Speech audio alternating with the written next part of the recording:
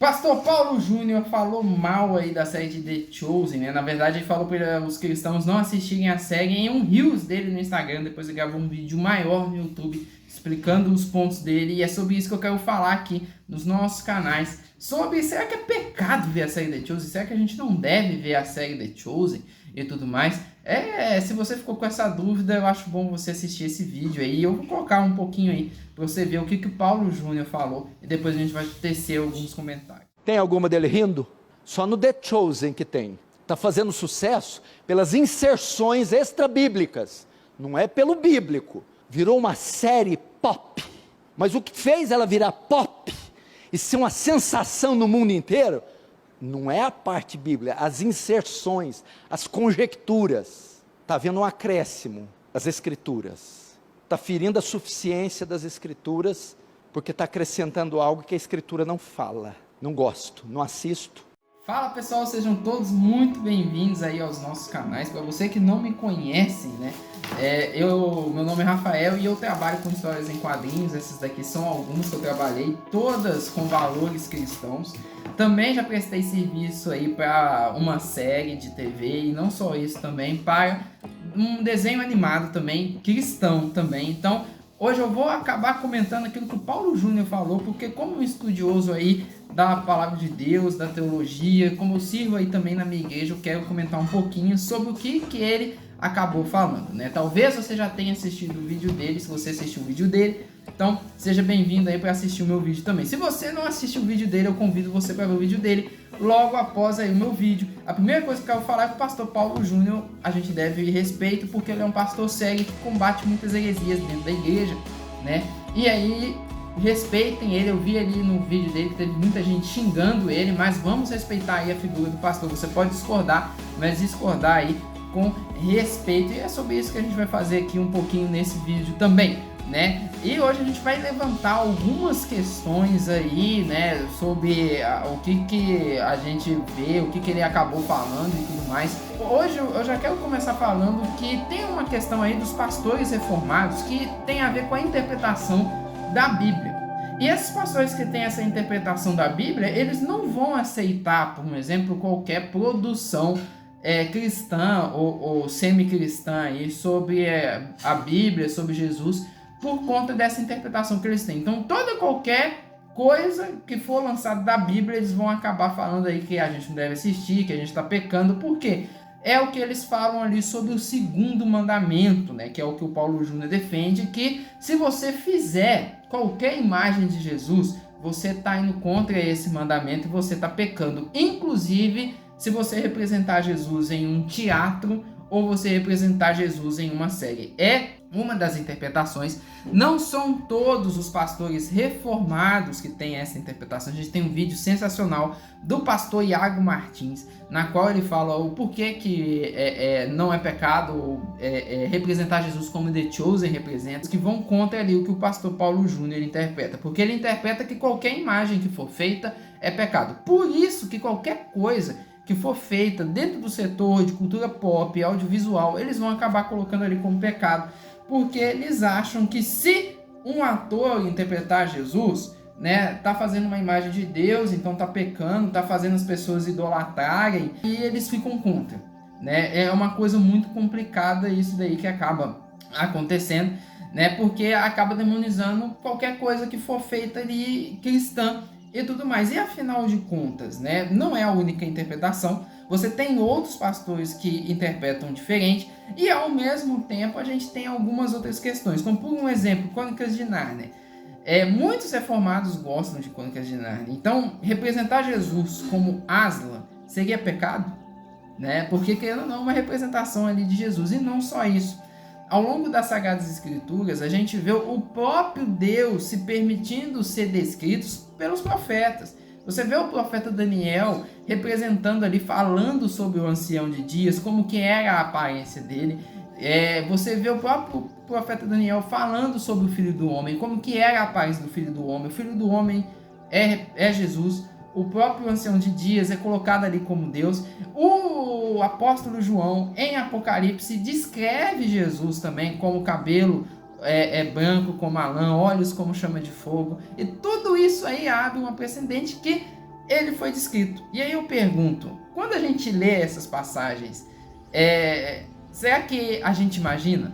E se a gente imagina e a gente tentou criar ali na nossa mente alguma visão, então se for levar em conta aquilo que o Paulo Júnior colocou, a gente pecou então? Será que é mais ou menos desse nível, né, essa questão toda aí? Eu, mesmo sendo reformado e mesmo sendo calvinista, eu não sou adepto dessa linha do Paulo Júnior que interpreta o mandamento, o segundo mandamento, como algo que qualquer imagem de Jesus vai ser pecado e tudo mais. Eu sou da linha que interpreta que sim, nós não podemos fazer imagens de escultura para adoração, como o mandamento coloca, mas quando você vai representar, quer seja num teatro, quer seja numa história em quadrinhos, quer seja num desenho animado ou até mesmo numa série, não seja pecado, porque é uma representação que você está fazendo com o intuito de levar a mensagem para mais pessoas. É só um ator representando, é só um desenho que representa, mas aquilo não é o Jesus original. E muito menos aquilo é para ser adorado, é só uma representação mesmo. Eu sou mais adepto a essa linha aí que a gente acaba colocando. O outro ponto que ele levantou também é sobre o estúdio ser mormon. Isso eu falei no outro vídeo de The Chosen, né, aqui dos nossos canais. A gente está apresentando nos dois canais que a gente tem, que é o Amigo Jesus, que é um canal de teologia, e que é o Comics Review também, que é um canal aí de cultura pop. Então você vai lá ver esse vídeo depois que eu argumento sobre ser um estúdio mormon lá. Não vou pegar e argumentar aqui isso de novo, né? E aí o próprio Paulo Júnior levanta um outro ponto, que é a questão da série colocar coisas que não estão na Bíblia. E aqui é uma questão completamente técnica, que se chama costura de roteiro. Tem um vídeo para falar aqui sobre costura de roteiro. O que é costura de roteiro? A costura de roteiro, ela é responsável por adaptar algo para uma outra mídia. Ou seja, a Bíblia ela tem uma narrativa. Como por um exemplo, você pega a época de Jesus, o pessoal era oprimido pelo Império Romano, mas não tem na Bíblia falando assim, a opressão do Império Romano era assim, assim, assado, eles sofriam dessa forma. Então, para fazer com que as pessoas elas entendam como que era a opressão, o que eles fazem? Eles colocam cenas representando como que o governo de Roma fazia. Isso tudo serve para as pessoas entenderem e falar, nossa, o pessoal era muito oprimido nessa época por Roma. Em alguns momentos na Bíblia, você tem saltos temporais. E muitas das vezes esses saltos temporais, eles acabam acontecendo e do nada surge um personagem assim que aparece ali do nada. A questão de quando você vai passar algo para uma série, a narrativa ela é diferente. Se você faz uma narrativa que tem do nada um salto temporal e um personagem aparecendo aleatoriamente do nada, isso vai ver como um erro e muitas das vezes vai ser colocado como uma crítica. Então a costura de roteiro ela serve para juntar essas partes, contextualizar elas e fazer com que o telespectador ele entenda de maneira mais convicta. Não é errado ter uma costura de roteiro, mas o errado é quando a costura de roteiro se torna o principal. A mesma coisa que a gente comparar uma costura de roteiro é comparar com uma pregação. Quando você vai pregar sobre alguma coisa, você precisa contextualizar as pessoas do que estava acontecendo, como o exemplo que eu dei do Império Romano. Quando você vai pregar por um exemplo sobre a esperança que os judeus tinham sobre Jesus, que eles esperavam um rei para libertar eles de Roma, você, com a sua fala, vai ter que contextualizar as pessoas. Porque quando você entra no Evangelho, os Evangelhos eles não dissecam mais propriamente sobre isso e mais detalhadamente sobre isso. Então você vai ter que pegar e falar. Um outro exemplo é 1 Coríntios 7, que fala ali sobre celibato, novo casamento, namoro na época assim, o noivado, né? Porque na Bíblia não se tem namoro, né? Mas você tem o noivado, mas fala sobre noivado e tudo mais. Você não tem acesso à pergunta que as pessoas de Coríntios fez para Paulo. Então, para você contextualizar aquele texto, você precisa explicar para as pessoas. Então, a costura de roteiro ela é mais essa questão de você criar algo que vai fazer o contexto aparecer para as pessoas, para que as pessoas entendam. Entendeu? E isso requer, às vezes, criar alguns diálogos a mais, criar algumas situações a mais que não estão na Bíblia. né? Agora, o erro é se isso toma a maior parte da trama e fica além da trama que representa a trama da Bíblia. Como, por exemplo, a Record. Se você for entrar aqui no meu canal de cultura pop, né, se você está no Amigo Jesus, eu vou recomendar você ir lá no Cômico Civil, porque lá a gente tem diversas lives sobre as novelas da Record. E todo mundo que eu convidei para falar sobre a novela da Record criticaram muito essas produções por darem muita ênfase à parte que não estão na Bíblia. E aí que eu quero chegar num ponto que a maior parte das pessoas, quando vê alguma série, alguma novela bíblica e tudo mais, na realidade elas não gostam das partes que tem costura de roteiro. As pessoas elas estão interessadas em ver as partes que aparecem na Bíblia. Elas estão interessadas em ver a representação daquilo que elas viram na Bíblia e não da parte que é a parte a mais, a parte que não estava na Bíblia e tudo mais. Geralmente essas partes elas são muito chatas, né? Igual, por um exemplo, você tem um episódio de The Chosen que eu teço algumas críticas para ele, que é o episódio que Pedro anda por sobre as águas juntos com Jesus, né? Esse episódio eu acho que tem uma representação assim que tira o peso daquela cena, porque o plano de fundo dele é algo que acontece com a mulher de Pedro. E eu acho que quando eles colocaram isso, desviou muito o foco, e não só desviou ali muito o foco de Jesus andando por sobre as águas, mas não conseguiu representar o peso que tem aquela passagem. Então eu dou uma crítica muito forte a esse episódio, que a gente acaba vendo essa costura de roteiro maior do que necessariamente ela deve acontecer, né? Mas a maior parte das pessoas não gostam ali das costuras de roteiro, elas gostam na realidade daquilo que está na Bíblia. E se tem um medo das pessoas começarem a achar que o que está na novela ou o que está na série é o que está na Bíblia, cabe às igrejas fazerem um trabalho de mostrar para as pessoas que isso não está lá, que muitas das vezes acaba não acontecendo, né? Então isso daí é um artifício de roteiro que vai ter que ser utilizado uma hora ou outra quando você vai adaptar. Até porque, gente, a Bíblia ela tem a narrativa ali mais do Oriente Médio, que é uma narrativa completamente diferente da narrativa que a gente tem aqui no Ocidente.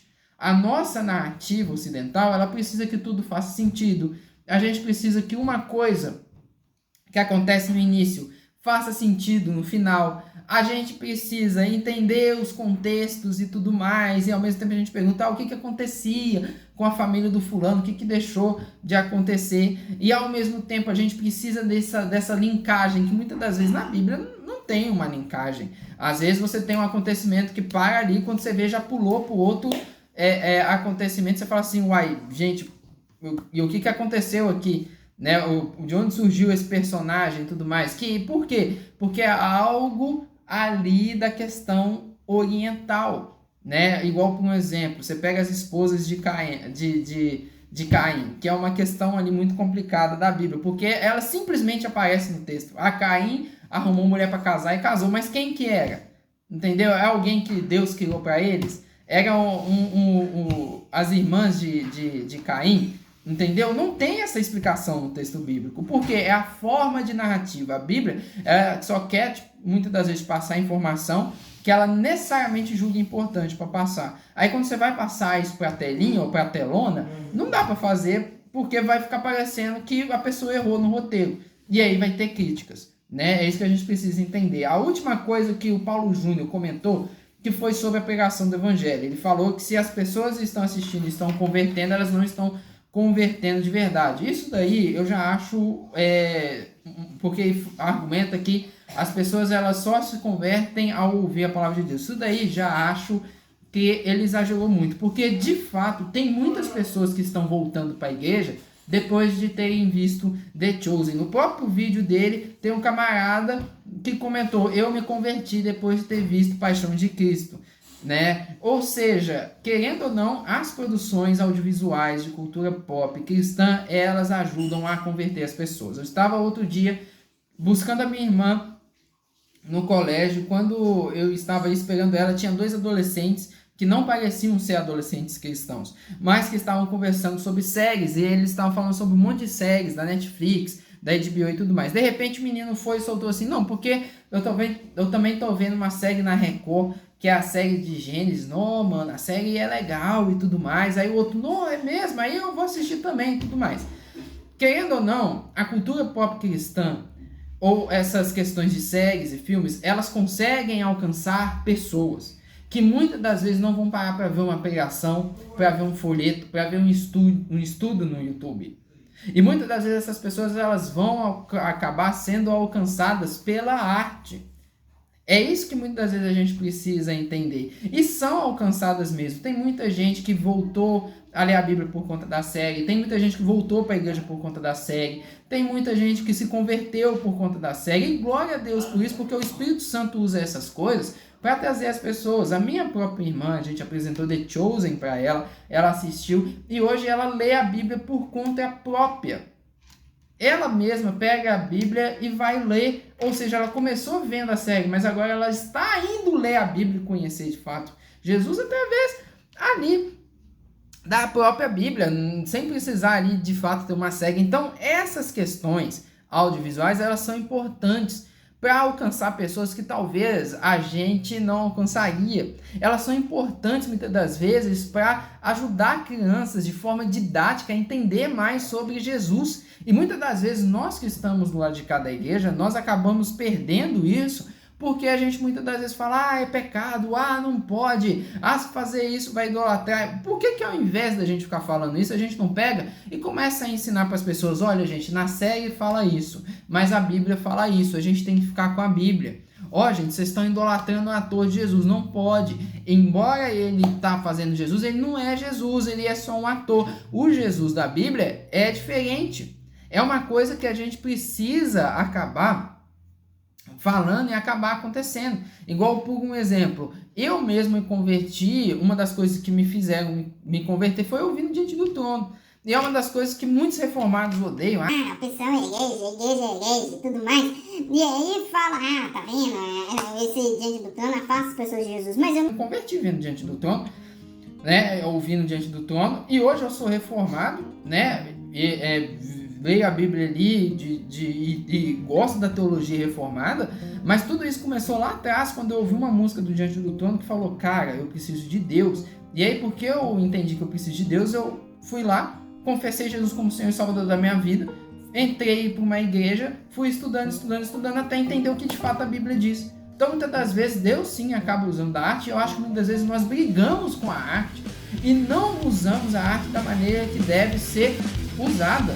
E as outras religiões, como por exemplo o Islã, o Espiritismo, as religiões orientais, as ideologias políticas, entendem a força da arte, usa a arte, alcança as pessoas, enquanto nós estamos brigando aí, demonizando alguma coisa que aconteceu. Mas o Jesus de lá é um Jesus que ri, é um Jesus que às vezes conta piadinha, às vezes tem um alívio cômico, né? Mas aí que tá uma questão. Tava também na época de Jesus para ver se Jesus de fato não ria, soltava alguma risada e tudo mais.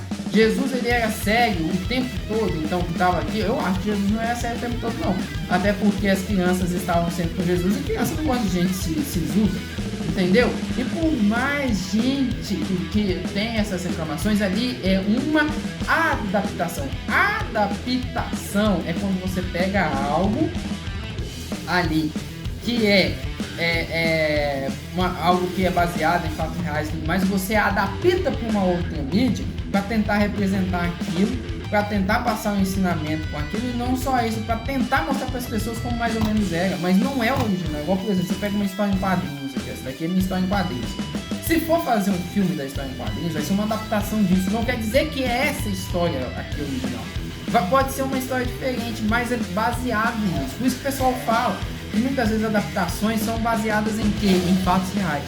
Então, geralmente, essas questões, elas acabam cooperando para que as pessoas, na verdade, elas aprendam sobre Jesus. Elas, na verdade, busquem sobre Jesus. E a gente deve entender isso. E quando acontece essa questão, não assiste, não faz, a gente fica para trás. E aí que tem uma questão, mas é quando é ouvida a palavra de Deus, entendeu? E tudo mais. E aí que eu entro, a pregação também é uma arte. Ela é uma arte. Entendeu como é que é? E aí que tá uma questão, ouvir a palavra de Deus não é só quando você está ouvindo uma pregação. Às vezes é lendo uma história em quadrinhos, quando a palavra de Deus está lá. Às vezes é vendo um desenho animado, quando a palavra de Deus está lá. Às vezes é vendo uma série, um filme, quando a palavra de Deus está lá. Todo mundo ama eu sou reformado, eu amo Crônicas de Nárnia, amo Senhor dos Anéis, né? Porque tem uma representação da palavra de Deus. Aí quando é The Chosen, lá tá representando Jesus que não pode, gente. É brincadeira um negócio desse. Eu não estou falando, não conheço se o Paulo Júnior ama Senhor dos Anéis, ou ama Crônicas de Nárnia, eu acho que não. Mas eu estou representando aqui outras pessoas também. Mas muitas das vezes a gente tem isso e a gente acaba se atrasando nisso. E a gente acaba não alcançando as pessoas, que é um problema muitas das vezes que tem nas igrejas reformadas. Né? As igrejas reformadas, elas têm esse problema, que é muitas das vezes não conseguem aí alcançar muito ali o público mais jovem. Se você for olhar, as igrejas reformadas estão lotadas de gente de 25 anos para cima. E é por isso que eu falo que a gente deve investir na arte, gente. A arte cristã, ela deve ser investida. Por quê? Porque é uma forma, ela é uma ferramenta de trazer as pessoas para Jesus. Ela é uma ferramenta. A nova geração não vai dar ideia para folheto, não vai dar ideia, às vezes, para pregação normal, do jeito que é feita no YouTube, para estudo bíblico. Entendeu? A nova geração, ela dá ideia para algo que traz algo artístico. Por isso que a gente deve investir na arte cristã. Por isso que eu acho que, na verdade, a gente não deve parar de ver The Chosen. A gente deve ver The Chosen e avaliar The Chosen com as Sagradas Escrituras. O que não for das Sagradas Escrituras, rejeita. O que for, acha legal. A gente não deve idolatrar o ator. Mas a gente também pode assistir como entretenimento. Entendeu? Não é errado ver algo que é um entretenimento, algo que remeta ali às Sagradas Escrituras, é até melhor. A gente reclama quando a Netflix lança essas coisas que vão antes cristãs e tudo mais, mas quando alguém lança algo que é cristão, a gente reclama também. Então acho que a gente precisa investir na arte cristã. Aqui no meu canal tem muitas dicas, no canal, na verdade, Como que você viu, tem muitas dicas sobre coisas cristãs, você pode dar uma olhada. Tem as nossas histórias em quadrinhos, são muito legais. Essa daqui fala contra o divórcio, essa daqui fala contra uma pessoa hedonista, o hedonismo, né? E aqui a gente tem o nosso quadrinho principal, que é do amigo, que é dos Supermanos, que são, se existissem heróis cristãos no Brasil, como é que eles agiriam? Será que eles continuariam cristãos? Tudo isso são parábolas que a gente usa para falar, na verdade, do verdadeiro herói, que é Jesus. Se você gostou desse vídeo, curte, comenta, compartilha, dá uma olhada lá no meu canal sobre cultura pop para conhecer mais histórias cristãs, séries cristãs, filmes cristãos, histórias em quadrinhos cristãs. E se você quer ver um pouco mais sobre teologia também, entra aqui no Amigo de Jesus, você vai ver que a gente não prega nenhuma heresia e não fala nada que vai contra a palavra de Deus. No mais, muito obrigado, gente, que Deus abençoe vocês e até a próxima.